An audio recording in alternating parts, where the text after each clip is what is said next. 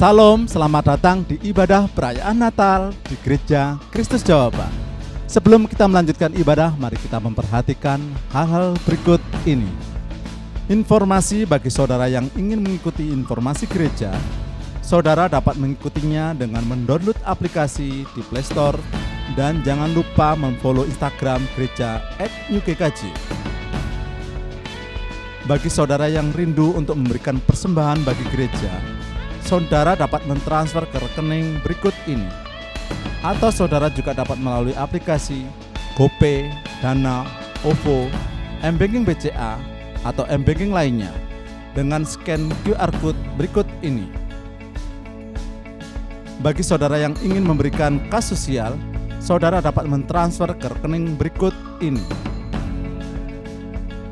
Atau bagi saudara yang ingin memberikan persembahan persepuluhan, saudara dapat mentransfer ke rekening berikut ini. Terima kasih untuk persembahan dan perhatian saudara. Selamat melanjutkan ibadah. Tuhan Yesus memberkati.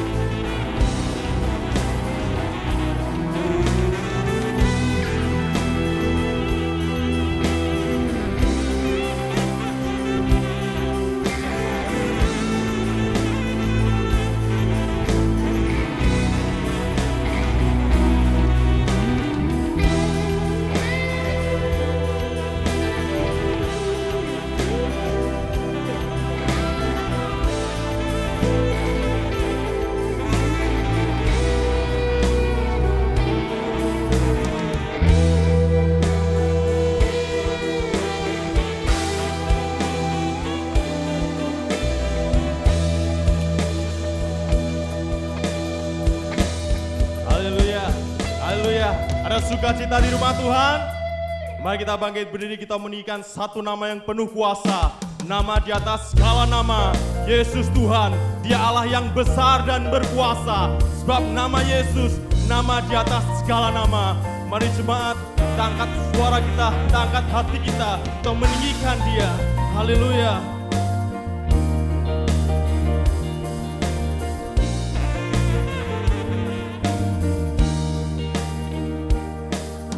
Say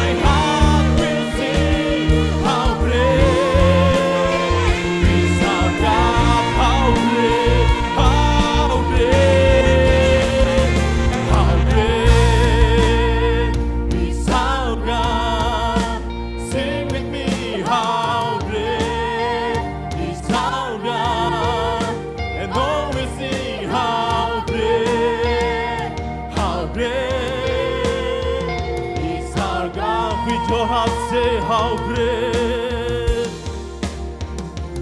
how great is our God.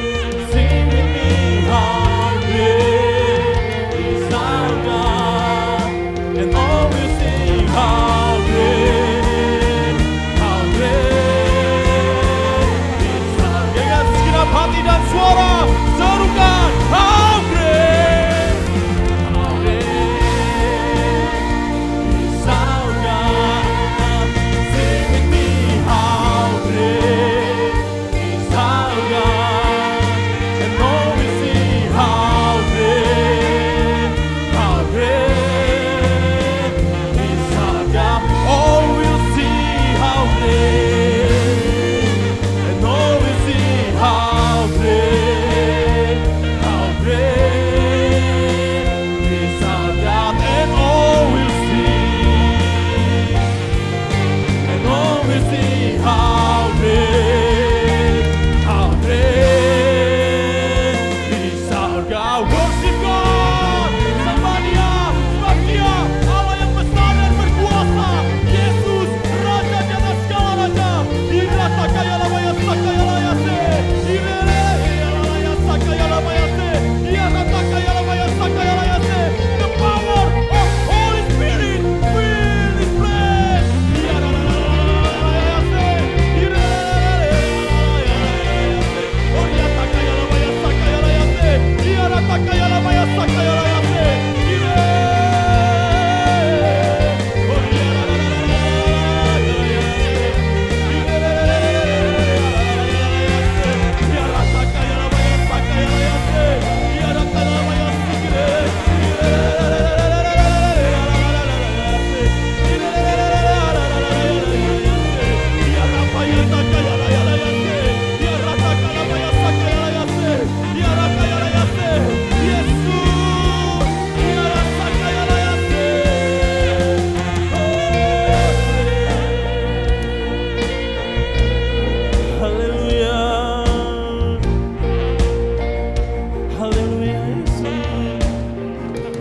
how great is our God.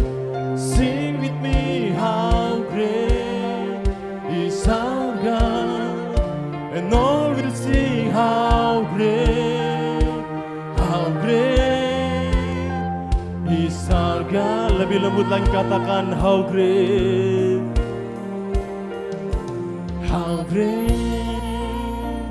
is our God. Sing with me, how great is our God, and all will sing how great is our God.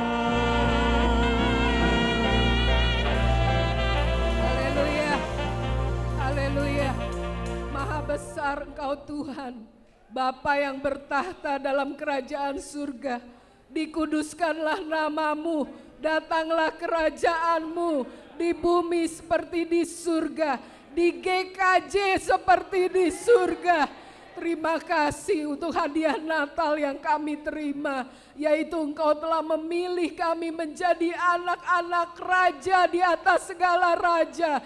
Kami boleh hidup dalam kemenangan, kami boleh hidup dalam kelimpahan, sukacita dan damai sejahtera yang Kau berikan dalam kehidupan kami. Terima kasih Engkau tidak pernah meninggalkan kami. Terima kasih Engkau selalu menolong dan memberkati kami. Terima kasih pada pagi hari ini kami boleh ada di rumah Tuhan, merayakan hari kelahiran-Mu yang telah dinubuatkan dari ribuan tahun yang lalu. Terima kasih Tuhan, terima kasih. Kami serahkan para pelayan Tuhan. Engkau mengurapi mereka dari tempat yang maha tinggi. Mereka melayani dengan hati yang tulus. Dan Engkau yang akan memberkati pelayanan mereka.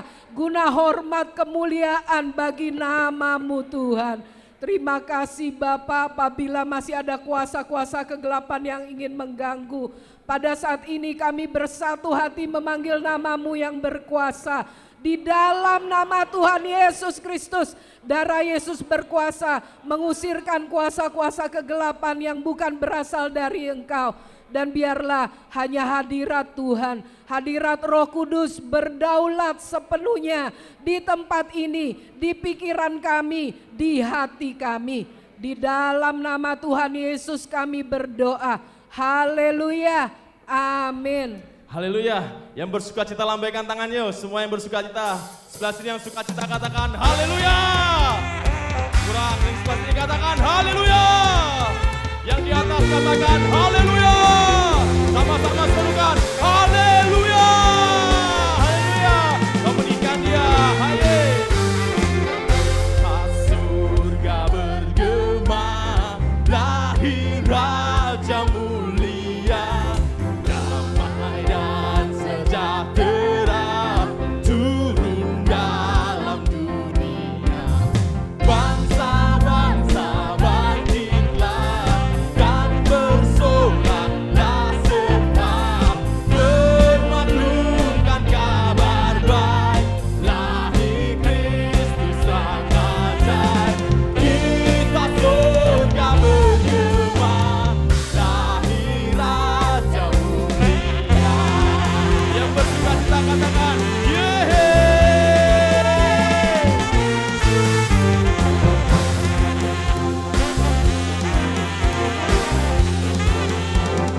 One, two, three, mari berhibur dan bersukacita, turut seruan ke Betlehem.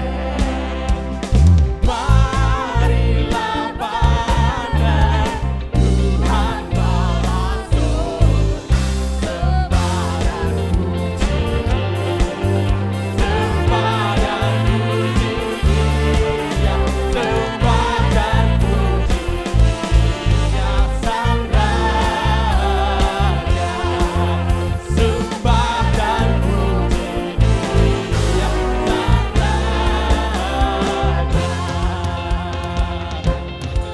Gloria.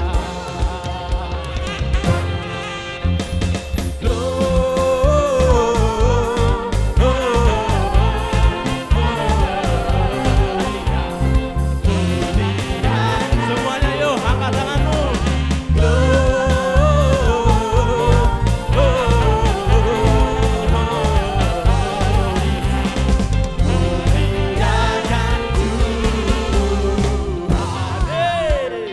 Sebab hanya Yesus yang kita muliakan di tempat ini. Hanya nama Yesus yang memberikan sukacita.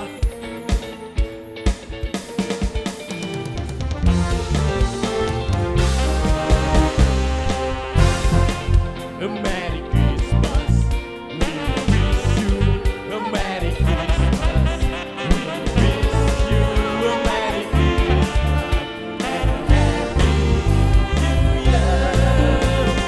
We wish you a Merry Christmas, we wish you a Merry Christmas, we wish you a Merry Christmas and Happy New Year.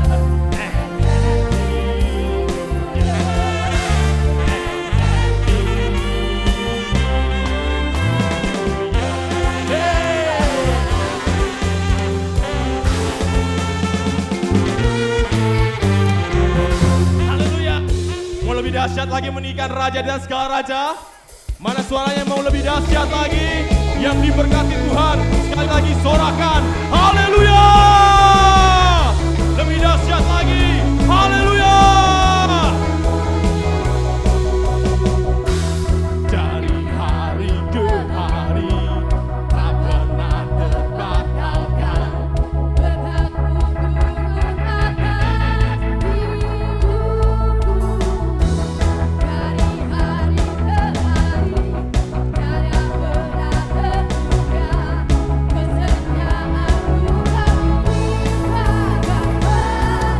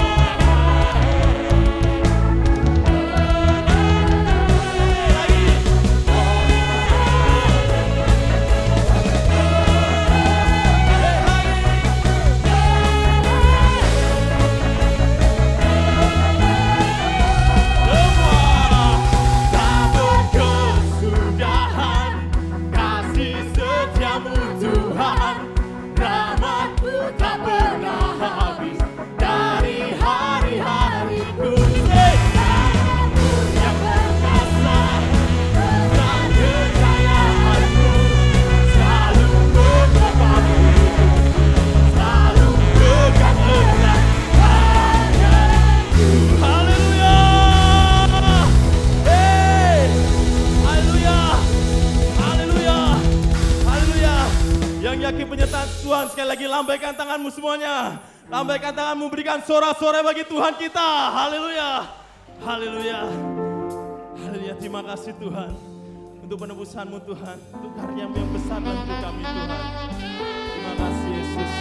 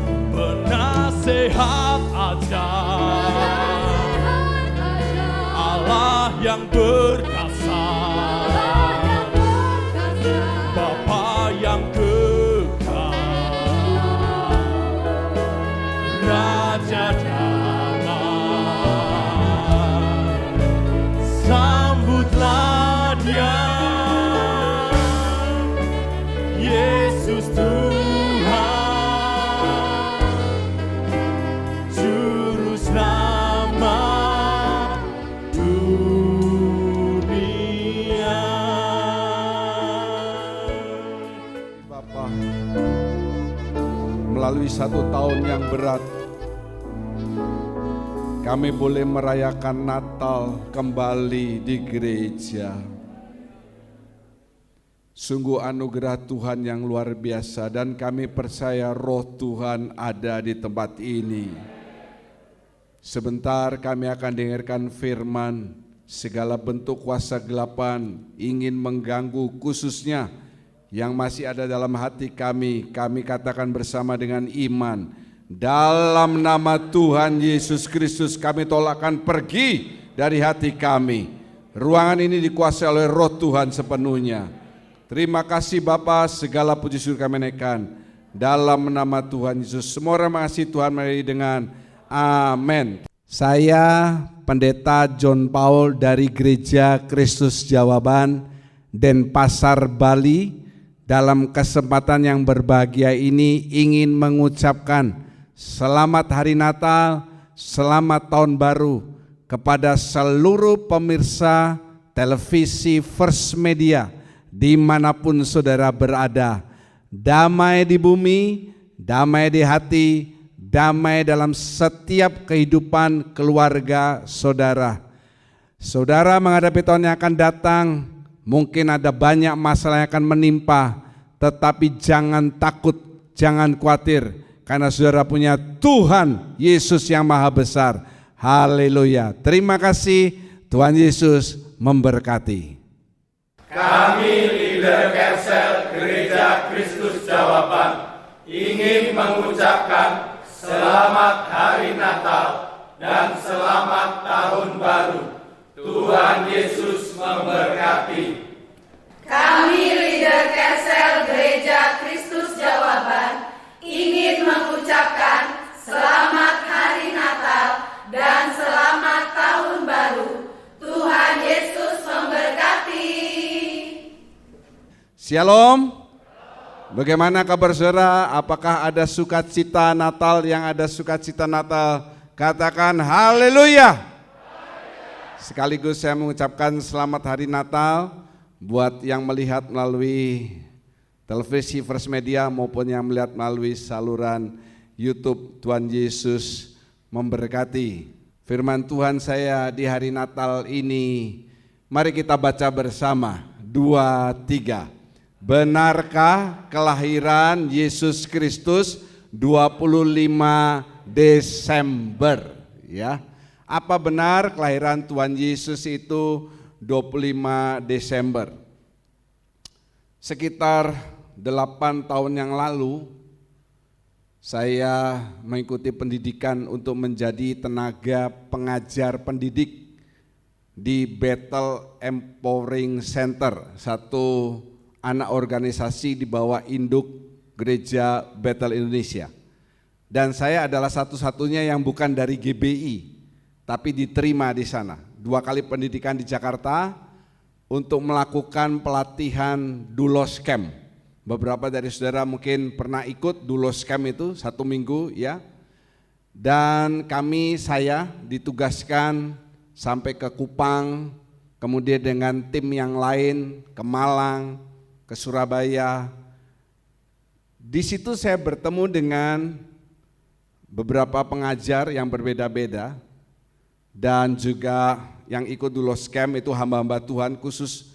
Kami mengajar untuk khusus hamba-hamba Tuhan. Dari omong-omong yang lepas begitu ya, ternyata 50% lebih dari mereka itu tidak merayakan Natal. Dengan alasan yang benar Natal itu bukan 25 Desember atau bulan Desember, tetapi kata mereka sekitar Maret atau April. Bahkan kita pernah mendengar seorang pendeta yang berkhotbah di sini juga mengatakan hal seperti itu. Kenapa kok diambil waktu antara Maret sampai April? Karena malaikat memberitakan kabar kepada gembala. Kalau Desember itu musim dingin di Israel. Bagaimana bisa ada gembala mengembalakan domba? Saya tidak terpengaruh karena dari dulu sampai sekarang kita selalu mengadakan Natal 25 Desember. Betul saudara ya? Waktu itu saya hanya berprinsip. Prinsipnya apa? Kalender internasional Christmas itu tanggal 25 Desember. Kita mengikuti, itu yang pertama. Yang kedua, kenapa kita tidak merayakan hari kelahiran Tuhan? Padahal kita memperingati kematiannya, kebangkitannya, dan kenaikannya ke surga. Kalau kita tidak memperingati kelahirannya, kan tidak fair. Betul kan? Apakah saudara memperingati hari kematian orang yang saudara kasih, orang tua, anak, istri, suami, tetapi tidak memperingati pada saat mereka ulang tahun? Kan tidak mungkin. Betul saudara? Saya mau tanya, di atas juga penuh sekali ya. Saudara tadi pagi waktu bangun pagi berdoa, sudah bilang happy birthday sama Tuhan Yesus Kristus. Sudah bilang atau belum? Kalau belum kita ngomong bersama-sama. Happy birthday Jesus Christ. 2, 3. Happy birthday Jesus Christ. Haleluya. Kenapa kok Jesus Christ? Ya depannya kan happy birthday. Kalau Yesus Kristus selamat ulang tahun kan begitu ya. Tolong semua handphone dimatikan. Ada nubuatan di dalam Yesaya 7 ayat 14 yang mengatakan, sebab itu Tuhan sendirilah yang akan memberikan kepadamu suatu pertanda. Sesungguhnya seorang perempuan muda mengandung dan akan melahirkan seorang anak laki-laki, dan ia akan menamakan dia, siapa saudara? Siapa? Immanuel, yang berarti Allah beserta kita. Ini nubuatan yang ditulis dalam kitab Yesaya 7 ayat 14. Kemudian kalau kita mundur di dalam Kejadian 3 ayat 15, di situ ditulis, aku akan mengadakan permusuhan antara engkau dan perempuan ini, antara keturunanmu dan keturunannya. Keturunannya akan meremukkan kepalamu dan engkau akan meremukkan tumitnya. Ini perkataan Allah kepada Hawa. Aku akan mengadakan permusuhan antara engkau, iblis ular, dan perempuan ini, Hawa. Ya, antara keturunanmu dan keturunannya. Jadi Hawa ini kan keluarkan keturunan, salah satunya saudara. Dan ini dalam bahasa teologi dikatakan sebagai proto-evangelium. Arti proto-evangelium itu adalah janji bahwa akan datang juru selamat dunia yang akan menghancurkan musuhnya. Saya mau tanya, Yesus sudah datang ke dunia atau belum? Yesus sudah datang ke dunia, sudah datang atau belum? Yang yakin, sudah atau belum? Sudah. Dan janji ini sudah digenapkan. Saudara, beberapa mengatakan Natal itu dari perayaan pagan atau kafir. Ya, jadi mungkin beberapa gereja yang tidak merayakan Natal juga berprinsip seperti itu. Oh, Natal itu sejarahnya dari pagan, kafir. Kenapa? Ada beberapa data yang mencatat. Nanti saudara bisa mengikuti kembali rekaman khotbah saya lewat YouTube. Saudara bisa mencatat lebih jelas, karena ini adalah ilmu pengetahuan yang sangat berharga. Saudara sekarang teliti ya, fokus. Yang pertama, pada tahun 274 sesudah Masehi, dirayakan kelahiran Dewa Matahari oleh Kaisar Aurelian. Ini Kaisar Romawi yang menguasai dunia pada abad tersebut, yaitu Dies Natalis Solis Invicti. Artinya itu perayaan kelahiran Dewa Matahari. Dan ini perayaan Dies Natalis Solis Invicti ini berkaitan dengan yang namanya Winter Solstice. Kapan itu Winter Solstice? 21 Desember. Apa itu? Titik balik musim dingin ke musim panas. Ini dia, Winter Solstice, titik balik musim dingin ke musim panas. Nah, 6 bulan kemudian 21 Juni ini Summer Solstice, titik balik dari musim panas ke di sini ya. Jadi jangan terbalik, ini ke sini, ke musim dingin. Nah, ini gambar-gambar sejarah Felix Dies Natalis Solis Invicti. Sekarang sudah berganti, Felix penium saksofon. Ya, ini nanti Summer Solstice, ini Winter Solstice. Kemudian yang kedua, saya lihat tahunnya ya, perhatikan tahunnya. 306 sampai 337 itu memerintah Kaisar Konstantin. Dia menjadi orang Kristen dan dia merubah hari kelahiran Dewa Matahari ini menjadi hari kelahiran Tuhan Yesus. Kenapa? Dia punya 2 alasan. Yang pertama, Yesus itu surya kebenaran. Kita dengarkan pembacaan Maleakhi 4 ayat yang kedua. Tapi kamu yang takut akan namaku, bagimu akan terbit surya kebenaran dengan kesembuhan pada sayapnya. Ya, nanti saudara baca lagi di rumah, ada kata surya kebenaran menunjuk kepada siapa? Tuhan Yesus. Kemudian dari Lukas 1 ayat 78 dikatakan Yesus itu surya pagi. Kalau surya kebenaran, surya itu bicara soal matahari, kan begitu? Ya, Lukas 1:78. Oleh rahmat dan belas kasihan dari Allah kita, dengan mana Ia akan melawat kita, surya pagi dari tempat yang tinggi. Ya, jelas ya, ayatnya itu jelas. Dari ayat yang jelas itu maka Kaisar Konstantin merubah hari kelahiran Dewa Matahari jadi hari kelahiran Yesus. Kapan? 21 Desember kan kita sudah lihat tahun di depan ini 274. Tahun 274 ini tahun 306. Kalau seandainya benar, katakan let's say perayaan Natal itu dari perayaan pagan memperingati hari kelahiran Dewa Matahari. Kan mestinya yang difokuskan itu bukan mataharinya. Yang difokuskan itu adalah yang menciptakan matahari itu. Yang setuju katakan setuju. Ya, fokusnya ada lukisan yang mahal, Mona Lisa. Orang tidak hanya fokus ke Mona Lisanya, tetapi kepada yang ngelukis, Leonardo DiCaprio. Salah, Leonardo da Vinci. Ya, Leonardo DiCaprio adalah juara lari, saudara ya. Puji nama Tuhan. Tegang sekali semuanya. Nanti dianggap ditulis betul. Leonardo DiCaprio bekas pelari celaka saya. Ya, coba longgarkan urat muka saudara. Ini perayaan, bukan pemakaman.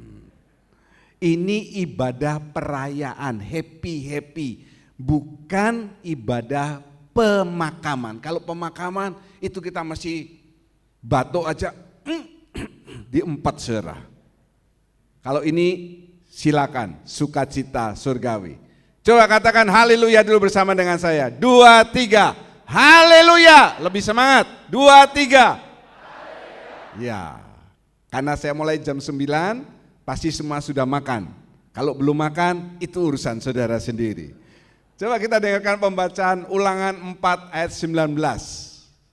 Dan juga supaya jangan engkau mengarahkan matamu ke langit, sehingga apabila engkau melihat matahari, bulan dan bintang, segenap tentara langit, engkau disesatkan untuk sujud menyembah dan beribadah kepada sekaliannya itu, yang justru diberikan Tuhan Allahmu kepada segala bangsa di seluruh kolong langit sebagai bagian mereka. Iya, kalau melihat matahari, bulan, bintang, dan segenap bala tentara langit, apa itu bintang-bintang yang banyak itu? Jangan kita lalu sujud menyembah, karena sampai sekarang masih banyak aliran kepercayaan yang menyembah kepada matahari, bulan, dan bintang. Saudara tidak perlu menyembah matahari, bulan, dan bintang. Saudara hanya perlu mendatangi matahari menjelang Natal. Maksud saya matahari di depan gereja itu, ya kan? Coba lihat kiri kanan, saudara. Coba lihat kiri kanan, saudara. Kasih dia penghargaan, kasih tahu bajumu bagus, karena itu baru, saudara. Bajumu bagus. Coba lihat lagi, sekali lihat lagi. Siapa tahu gantungan harganya belum dicopot. Tolong saudara lepasin, mungkin baru kemarin beli ya, masih ya kelupaan harganya masih ada, copot.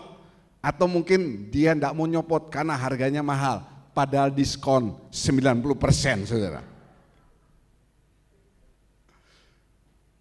Ada data sejarah, tadi itu kan data, bukan data saya loh saudara, data sejarah. Tetapi ada juga data sejarah yang menuliskan bahwa orang Kristen merayakan Natal itu tanggal 25 Desember.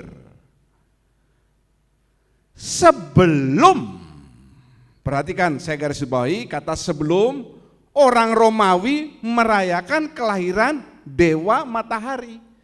Kalau tadi sekitar tahun 274 dan 306, ya, saudara masih ingat kan tahun-tahunnya 274, yang satunya Aurelian, Konstantin 306.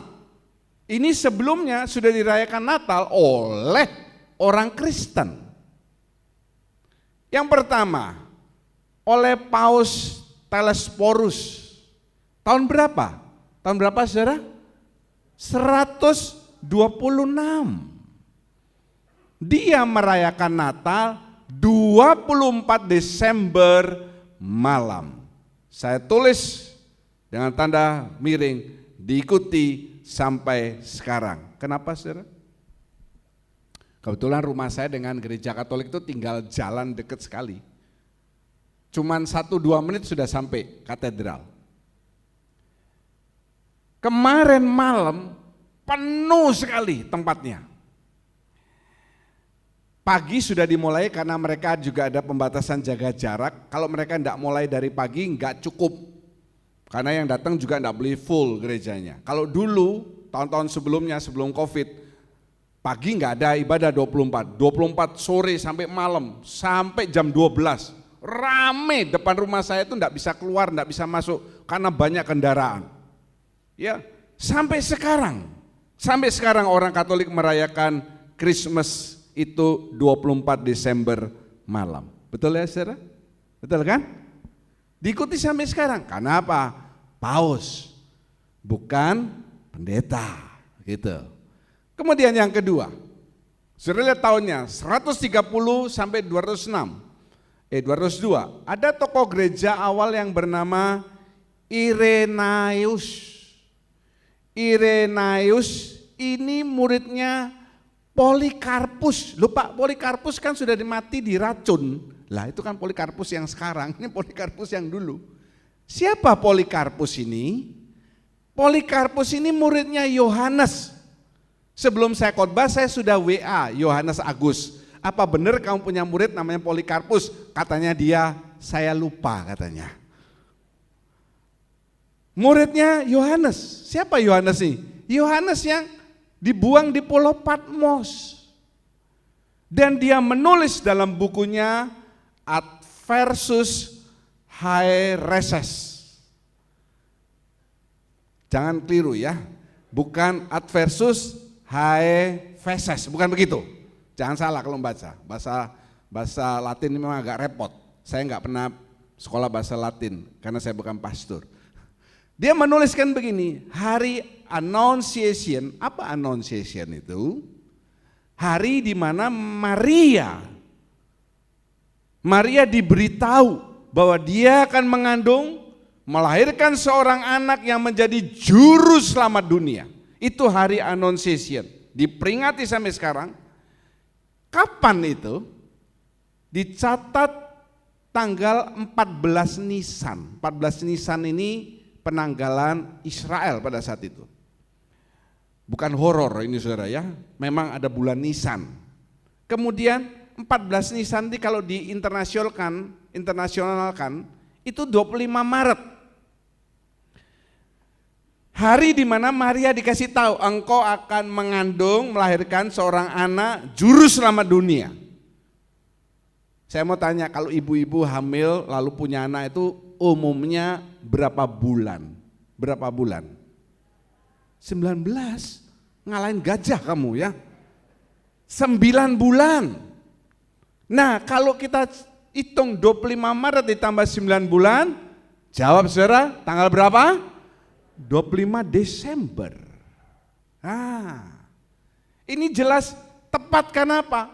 Dia muridnya Yohanes, bukan Yohanes Pembaptis, Rasul Yohanes punya murid namanya Polikarpus, punya murid lagi Irenaeus. Irenaeus ini istilahnya cucu muridnya Rasul Yohanes, tepat ini. Kemudian tahun 189 ada yang namanya The Didaskalia Apostolorum. Apa itu? Dikatakan Yesus lahir di hari Hanukkah dan masih dirayakan sampai sekarang. Jatuhnya itu tanggal 25 Kislev. 25 Kislev ini bulan ke-9 Yahudi. Atau tanggal itu 25 Kislev itu sama dengan 29 Kiyah. Kiyah ini bulan keempat Mesir dan penanggalan internasional itu tanggal 25 Desember. Nih, coba lihat. Natal adalah Hanukkah. Lihat ininya, ini bukan 7 tetapi 9. Itu hari raya Hanukkah. Dikatakan Natal adalah Hanukkah. Yesus sang terang dunia lahir pada hari raya Hanukkah, 25 Kislev, 29 Kiyah. Ini namanya The Coptic Didaskalia. Saudara percaya saja sama saya. Karena kalau saya salah, informasi dari Google itu juga salah. Kita akan ganti Mbah Google, kita ganti dengan siapa? Eyang Google. Mbahnya sudah pensiun. Saudara percaya saja sama saya. Nah, tolong Pak Obed membacakan yang ini. Tolong dibacakan ini. Ada yang bisa membaca? Saya kasih hadiah. Ya. Saya bisa. Dengarkan saudara ya, dengarkan. Saudara-saudaraku, tetapkanlah dalam hari-hari perayaan kelahiran junjungan kita. Tepatnya setiap tanggal 25 bulan ke-9 Ibrani Kislev atau setiap tanggal 29 bulan ke-4 Mesir Kiyah. Ini dia. Hebat kan saya bisa baca ya. Saya bisa bahasa Ibrani, Yunani dan juga bahasa ini. Ini bukti sejarah. Kalau agama lain saja mengakui, kenapa kita yang orang Kristen kok bilang kita tidak merayakan Natal karena enggak tepat 25 Desember. Terus terang. Dulu saya berpikir pendapat mereka itu ada betulnya. Tetapi saya ingin memeriksa lebih dalam. Kan malu kalau saya dosen ngajar salah. Apalagi di sini ada murid saya yang sudah lulus menjadi magister teologi. Kita lanjut. Ada beberapa pertanyaan. Nah, ini dia. Natal di musim dingin. Ya, apa kata dunia? Apa kata dunia? Loh, bagaimana gembala jaga domba jika ada salju? Betul kan ya? Kalau ada salju, tidak ada gembala menggembalakan domba. Kita tidak pernah melihat salju, mungkin ada beberapa orang saja yang pernah melihat salju. Jelas gembala tidak bisa menggembalakan domba. Dombanya keluar meskipun dia bulunya tebal, domba juga bisa menggigil saudara. Tidak usah saudara nggak percaya, saya sudah tanya sama domba, sudah. Saya sudah tanya sama domba. Terus yang berikutnya, apa Yesus tidak kedinginan? Bayi kalau lahir itu semuanya telanjang. Sama, bukannya Yesus itu lahir lalu dia sudah pakai jaket. Tidak ada. Apa tidak kedinginan? Pertanyaan itu akan saya jawab. Pertama, coba kita baca bersama yang keras, yang atas. 2, 3. Yesus lahir di Bethlehem. Di mana Bethlehem itu? Timur Tengah. Berbahagialah saudara yang mulutnya tidak ketinggalan di rumah. Jadi bisa ikut membaca. Bethlehem itu di Timur Tengah. Jadi supaya saudara di gereja ini juga belajar sejarah. Jangan saudara bilang Bethlehem itu di dekatnya Maduro. Kacau kamu. Kemudian meski musim dingin, tetapi perhatikan tidak sampai bersalju. Kenapa? Karena salju hanya ada di Gunung Hermon. Saudara, kalau Hermon kan ingat nyanyian toh, dari janggut mengalir dari apa? Hermon. Kenapa kok tidak ada salju? Saya buka Google juga, cari informasi. Sekarang ini di Israel, di Bethlehem, suhunya itu sekitar 6 sampai 18 derajat saja. Saya pernah ke China 2 kali ya, dan sekali itu pas musim dingin. Turun salju, tapi saljunya tipis. Saya lihat suhunya 1 derajat. Ya. Waktu saya datang pertama kali ke Belanda, nah itu betul. Saya sampai di airport, 6 derajat, tidak ada salju. Kalau 6 sampai 18, itu gembala bisa mengembalakan domba. Domba tidak terlalu kedinginan. 18 derajat itu sekitar kalau saudara ke Bedugul. Bukan Bedugul di saat panas. Kalau Bedugul di saat panas, saya pun juga hanya pakai kaos dalam. Tapi kalau sekarang sudah ke Bedugul, kira-kira 18 derajat. Kira-kira sama seperti di Bogor. Saudara pikirkan sebentar, Bogor di mana itu? Ya enggak tahu. Jadi bisa. Gembala bisa mengembalakan domba, domba juga bisa keluar. Gembala bisa mengembalakan domba pakai baju hangat. Dombanya enggak usah pakai baju hangat, bulunya jangan dicukur, kan tebal. Ya, jadi pertanyaan ini sudah dipatahkan, sudah bisa dijawab. Kemudian, saudara jangan salah, supaya saudara lebih mendalami firman Tuhan. Kandang domba saat itu ada di dalam gua-gua. Kandangnya ini bukan di dalam kandang dari kayu, tetapi di dalam gua batu. Artinya apa? Tidak terlalu dingin. Kita tidak pernah boleh salah. Kalau saudara selama ini salah enggak apa-apa, sekarang tak kasih tahu. Yesus tidak lahir di dalam kandang kayu, no. Tetapi kandang batu. Buktinya gambarnya ini loh. Ini kan bukan saya yang gambar, orang saya nggak bisa gambar. Nih, ini batu. Ya halo, matikan handphonenya. Yesus lahir bukan di kandang kayu, karena apa? Waktu itu domba-domba ditaruh di kandang, kandangnya itu dari batu. Kemudian pertanyaan lagi, loh Pak, kalau musim dingin 6 sampai 18 derajat itu musim dingin, ya betul. Memang di Israel sekarang ini musim dingin. Kalau musim dingin, kenapa kok masih mengembalakan domba? Kembali ya, waktu saya ada di Belanda pertama kali, itu saya tanya, sebetulnya saudara, coklat menurut saya loh ya, menurut saya, coklat paling enak itu bukan dari Switzerland, bukan. Tetapi coklat paling enak itu dari Holland, Belanda. Why? Karena susu yang dihasilkan oleh Belanda itu yang paling enak. Coklat bahan dasarnya itu dari susu, bukan dari terigu. Betul ya?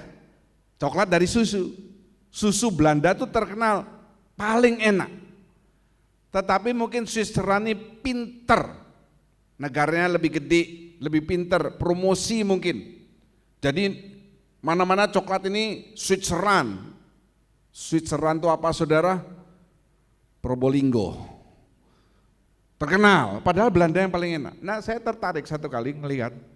Wih, saya berhenti ya, lalu turun lihat, ini musim dingin sekitar 6 derajat, gimana domba-domba ditaruh di kandang apa enggak kedinginan?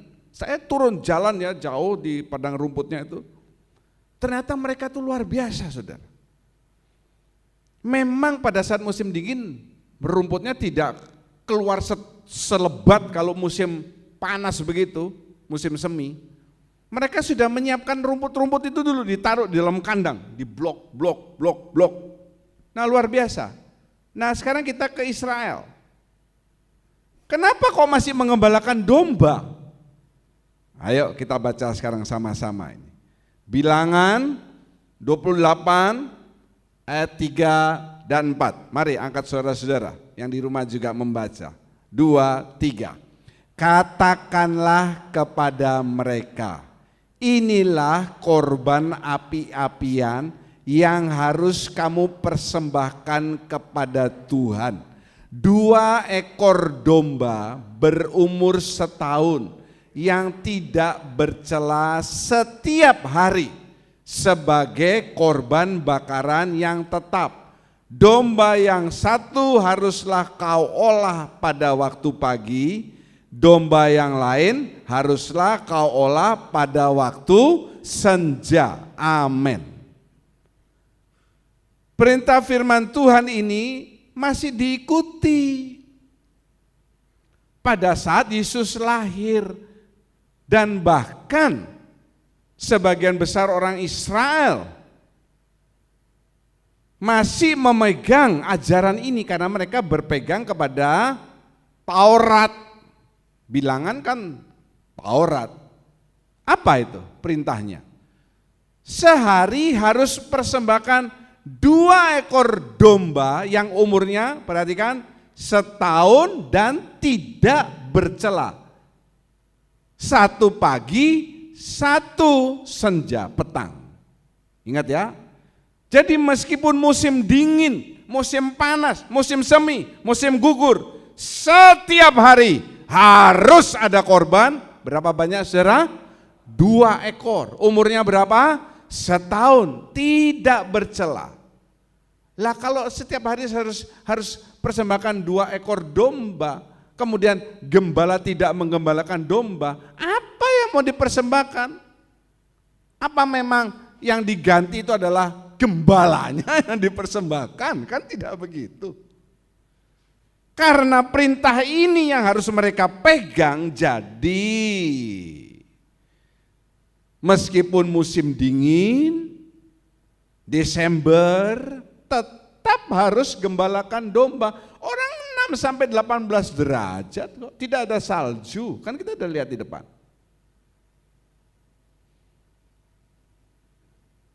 Bethlehem itu pemasok domba yang utama. Jadi seperti begini. Tidak semua produk itu bisa tumbuh di sembarangan tempat. Saudara tidak mungkin bisa menanam pohon durian. Bisa sih bisa, tapi sedikit di Denpasar. Jarang ya, betul ya? Betul saudara? Di Denpasar saudara cari pohon durian yang keluar buahnya manis, jarang. Biasanya ada di Singaraja, Bangli, Buleleng dan lain sebagainya. Sama seperti begini, kelapa kopior, saya paling suka kelapa kopior. Tidak bisa didapatkan di Pulau Bali. Betul ya? Di mana ada kelapa kopior yang paling dekat sama kita? Di Pasir Putih. Di mana tuh Pak Pasir Putih? Kalau saudara pergi ke Kalimantan, nah di situ ada daerah namanya Pasir Putih. Di Pasir Putih itu, dan tidak semua orang bisa tahu itu kelapa kopior, karena kelapa kopior ini tidak bisa dibudidayakan. Dari satu pohon sampai dia mati belum tentu dia akan pernah mengeluarkan buah kelapa kopior. Kadang cuma ada 1. Saya pernah dibawahi jemaat saya 3 kelapa kopior. Saya senang, saya buka, saya yang harus ngopiorkan sendiri, alias palsu saudara. Ya, jadi dia ditipu sama dagangnya. Ini kelapa kopior. Saudara pernah tahu kelapa kopior? Kalau enggak pernah, saudara cari tahu. Itu sangat bagus untuk kesehatan. Ya, kalau saudara kupas kulitnya, lalu saudara oleskan di muka, jamin awet muda, hancur mukamu. Bethlehem ini pemasok domba, konturnya cocok untuk mengembalakan domba. Bethlehem. Dan juga jarak antara Bethlehem ke Yerusalem. Kenapa kok saya katakan Yerusalem? Loh, Yerusalem itu kan bait suci yang paling besar. Masjid terbesar di Indonesia apa saudara? Istiqlal. Katedral terbesar di Denpasar di mana? Dekat rumah saya, Tukat Musi, kan begitu. Bait Allah yang terbesar saat itu ada di mana? Yerusalem. Jarak Bethlehem ke Yerusalem ini enggak jauh, cuma 9 kilo. Kalau jarak Bethlehem ke Yerusalem ini 900 kilo, domba-dombanya waktu dibawa ke sana zaman dulu tidak ada trik. Belum sampai Yerusalem, dombanya mati di tengah jalan, saudara. Kejauhan. Ya, ingat baik-baik, zaman dulu tidak ada trek, tidak ada mobil. Gimana cara ngangkut domba ini? Ya dombanya suruh jalan. Masa dombanya digendong begini? Dombanya suruh jalan. Jaraknya cuma 9 kilo. Ya enggak langsung 9 kilo dia jalan, ya mati juga dombanya. Ada istirahatnya. Cocok. Ngambil dombanya tidak jauh-jauh dan kebetulan Bethlehem itu daerahnya cocok untuk domba. Kemudian yang digembalakan di Bethlehem itu disebut ada tempat yang namanya Menara Kawanan Domba. Namanya Migdal Eder. Yang digembalakan di sana, diternakan bukan sembarang domba, tetapi domba yang akan dipersembahkan di bait suci, bukan domba yang dikonsumsi. Ngomong-ngomong soal domba yang dipersembahkan ini kan harus luar biasa, kan dipersembahkan kepada Tuhan. Sama halnya dengan begini. Saya pernah melihat tontonan saudara ya di televisi, ikan koi. Saya tahu ikan koi? Pernah tahu ikan koi? Saya mau tanya dulu, ikan tahu enggak ikan? Ikan tahu enggak? Ya, tahu. Siapa tahu saudara, ikan itu apa Pak? Susah saya menjelaskan. Saudara bisa tanya sama Pak David Putuwidi, dia jago mancing. Ini ikan koi. Ikan koi yang terkenal itu aslinya di Jepang. Di Jepang sendiri tidak semuanya ikan koinya bagus-bagus. Ada satu daerah yang khusus ikan koi itu cocok tumbuh di sana. Bukan tumbuh, beternak koi. Dia bikin seperti kolam buatan. Kolamnya ini gede. Ini diceritakan yang generasi demi generasi ini yang luar biasanya, yang paling luar biasa di Jepang. Dia bikin 4 tempat kolam buatan besar sekali, ditaruh di sana ikan koinya. Wih, sulit sekali, rumit ya. Dan nanti kalau ikan koinya sudah mulai membesar, itu ada seleksi. Yang bagus dipisahkan sendiri, yang kurang bagus sendiri. Nah yang bagus ini lalu dikawinkan dengan yang bagus. Ini koinya luar biasa saudara. Saya yakin yang punya koi dari Jepang ini di Indonesia mungkin tidak sampai 10 orang. Salah satunya yang punya ikan koi itu saya lalu di kemudian hari saya lihat Raffi Ahmad. Dia membeli 1 ekor ikan koi. Berapa saudara? 250 juta. 1 ekor ikan koi. Tidak besar segini. Masih belum besar. Ini asli dari Jepang datangnya. Kalau ikan koi yang dipelihara Gede Suryadi itu 250.000.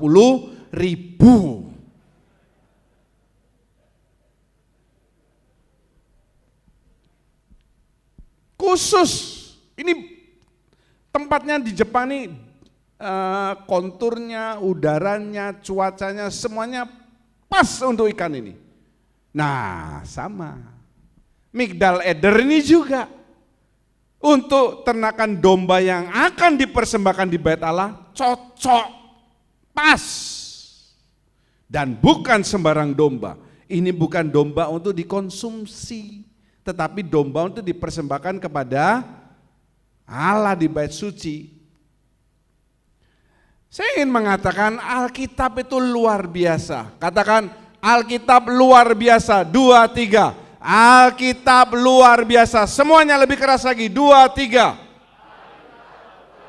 Haleluya. Kenapa saudara? Ada 2 hal. Yang pertama, Yesus lahir di Bethlehem.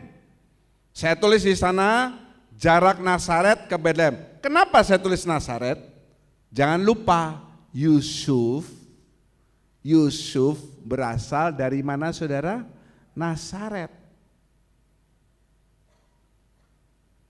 Waktu Yesus disalib, di atasnya ada tulisan INRI. Bukan inilah Republik Indonesia, bukan. Yesus Nazarenus Rex Iudaereum. Artinya apa? Yesus orang Nazaret. Nah, raja orang Yahudi. Ya, INRI itu artinya begitu, bukan inilah Indonesia, Republik Indonesia, bukan. Jangan salah. Nazaret, Yusuf dari Nazaret. Jarak Nazaret ke Bethlehem 110 km. Kenapa saya tuliskan ini? Ingat pada saat itu Kaisar Agustus mengeluarkan perintah semua orang harus pencatatan. Betul ya? Karena Yusuf Maria ini tinggal di Nazaret, dia mesti balik ke kota kelahirannya, Bethlehem. Dia ke Bethlehem, 110 kilometer. Lahirnya Yesus di Bethlehem, bukan di Nazaret. Kenapa disebutkan Yesus lahir di Bethlehem, bukan di Nazaret?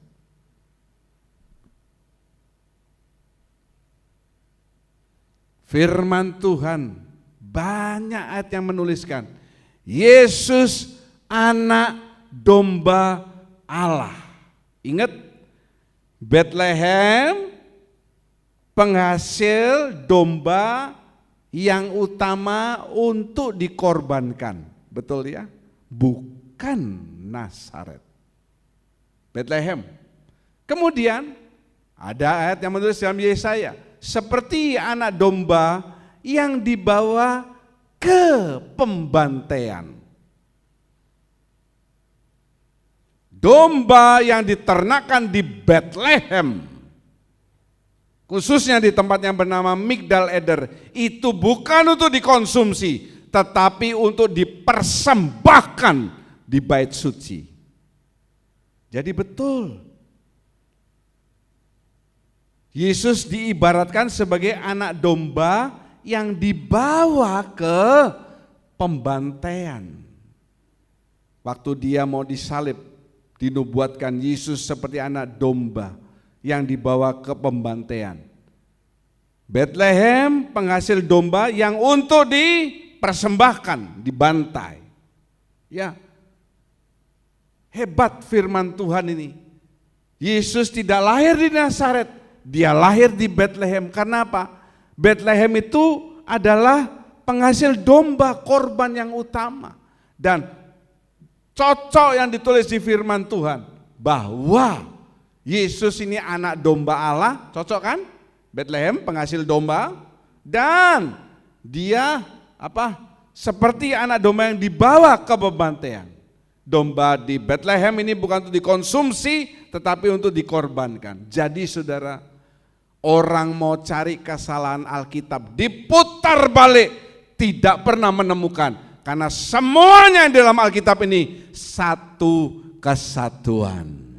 Katakan haleluya. Jadi melalui firman Tuhan di hari Natal ini, pertama kali saya membuktikan Yesus lahir 25 Desember. Haleluya. Jadi saudara, Tidak usah khawatir, selama sudah di gereja ini tetap kita Natalan tidak pernah bergeser. 25 Desember itu harga mati. Istilahnya pasti pas begitu ya. Haleluya, puji nama Tuhan. Mari kita berdiri bersama-sama.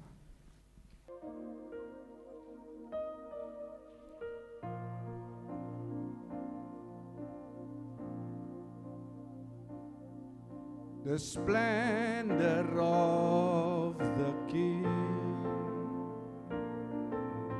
clothed in majesty, let all the earth rejoice, let all the earth rejoice. He wraps himself in light, and darkness tries to hide, and trembles at his voice, and trembles at his voice. How great is our God! Sing with me, how great is our God! All will see how great is our God.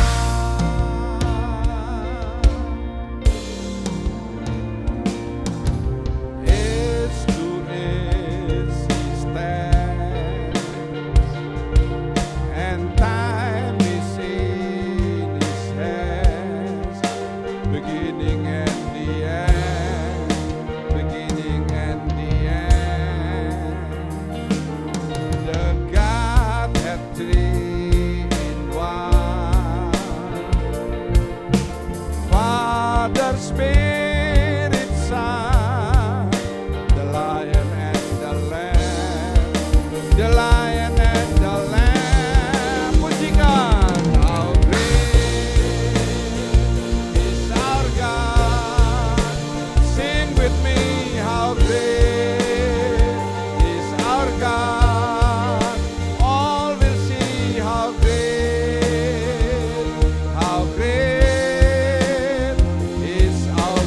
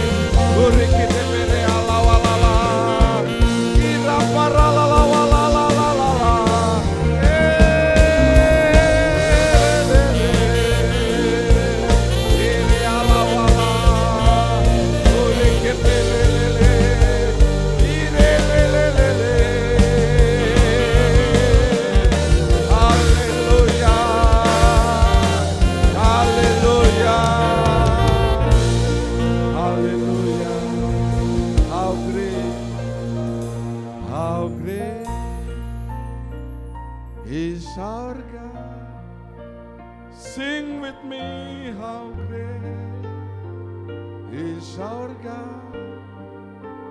All will see how great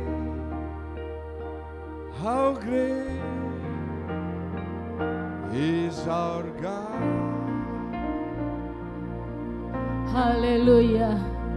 Terpujilah Engkau Allah kami yang dahsyat, yang hikmatnya tiada terselami. Terpujilah Engkau Allah yang mulia, yang rela datang ke dunia sebagai domba sembelihan buat menyelamatkan kami. Terpujilah Engkau dengan segala firman-Mu. Terpujilah Engkau Tuhan, Allah yang layak ditinggikan, diagungkan, kekal untuk selama-lamanya. Terima kasih Tuhan, kami boleh mendengar firman-Mu, kami boleh diajar dengan benar. Kami tahu, kami yakin tanpa ragu bahwa Engkau lahir di hari ini 25 Desember. Terima kasih, ini waktu yang Kau tentukan untuk lahir di dunia, untuk menyelamatkan kami. Terima kasih Tuhan. Terima kasih buat kasih-Mu, karena begitu besar kasih Allah atas dunia ini, sehingga Ia mengaruniakan putranya yang tunggal. Barang siapa yang percaya kepadanya tidak binasa, melainkan mendapatkan hidup yang kekal. Terima kasih Tuhan, Engkau hebat, Engkau dahsyat. Kami menyerahkan hamba-Mu yang menyampaikan firman. Tuhan, pakai lebih-lebih lagi hamba-Mu untuk memuliakan nama-Mu. Engkau yang makin besar dalam kehidupannya Tuhan. Dan Tuhan akan pakai lebih lagi, tambahkan hikmat, kekuatan, urapan, dan Tuhan memberkati segala pelayanannya. Terima kasih Bapa, terpujilah Engkau. Di dalam nama Tuhan Yesus Kristus kami berdoa dan mengucap syukur. Haleluya, amin. Yang met kudasi, Bang Yamet para kedasi. Hey, lagi mau diapang, lagi mau diapang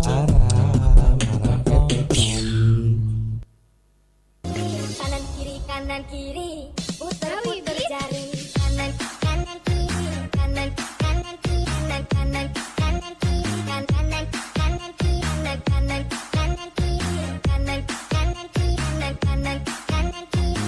putar-putar jari. Aku merindu. Up and down and up and down and right.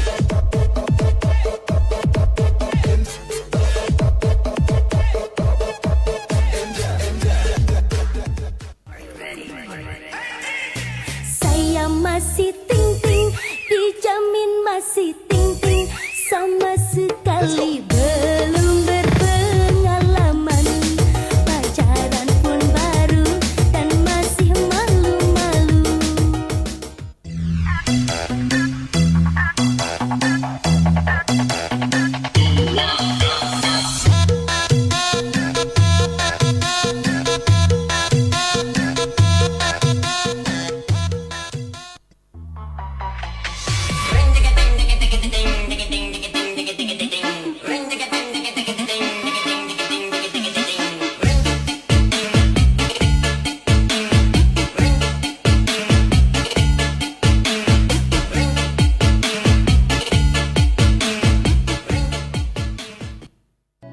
솔직하게 난 말하고 싶어요. 사라져 아니 사라지지 마. 내 맘을 보여줘 아니 보여주지 마.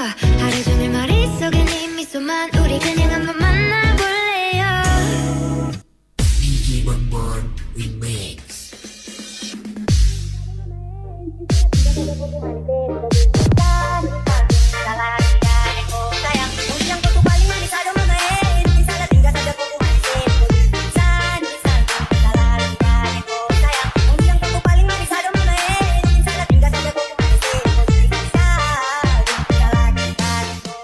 And I don't need nobody else. Nuh-uh. If I was you, I'd wanna be me too. I'd wanna be me too. I'd wanna be me too.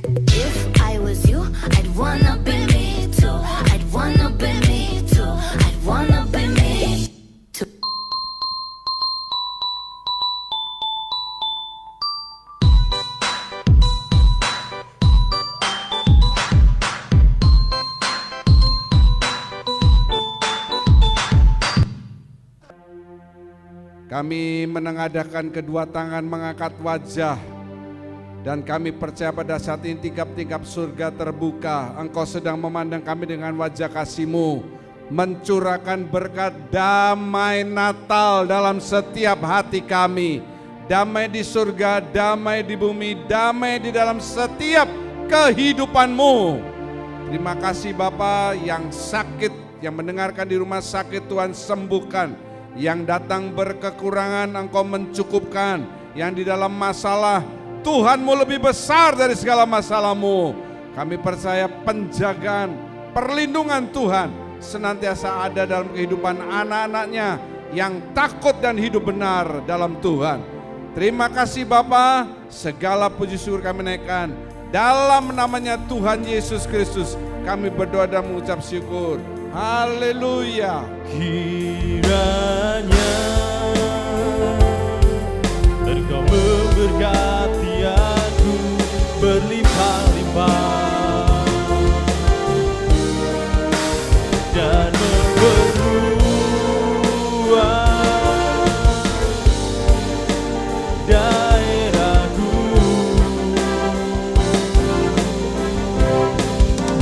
dan kiranya tangan-Mu menyertai aku dan melindungi aku daripada malapetaka, sehingga kesakitan tidak menimpa aku.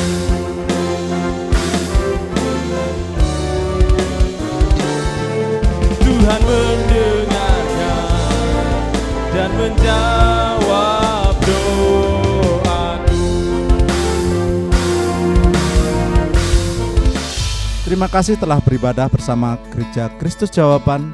Bagi Anda yang rindu ingin memberikan persembahan bagi gereja, saudara dapat mentransfer ke rekening berikut ini.